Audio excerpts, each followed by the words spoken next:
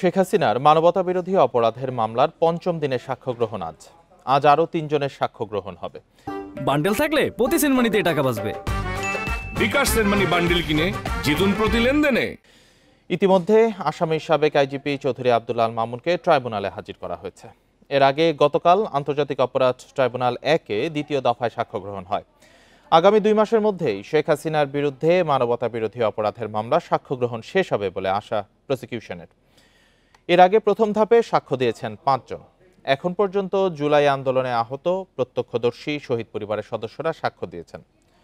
Prosecution জানিয়েছে, আগামীতে অভ্যুত্থানের নেতৃত্ব দেয়া ছাত্র নেতারা সহ গুরুত্বপূর্ণ ব্যক্তিরাও সাক্ষ্য দেবেন। ট্রাইব্যুনালের সবচেয়ে গুরুত্বপূর্ণ এই মামলায় শেখ হাসিনা ছাড়াও আসামি সাবেক স্বরাষ্ট্রমন্ত্রী আসাদুজ্জামান খান ও সাবেক আইজিপি চৌধুরী আব্দুল আল মামুন। এর মধ্যে চৌধুরী মামুন রাজসাক্ষী হয়েছেন।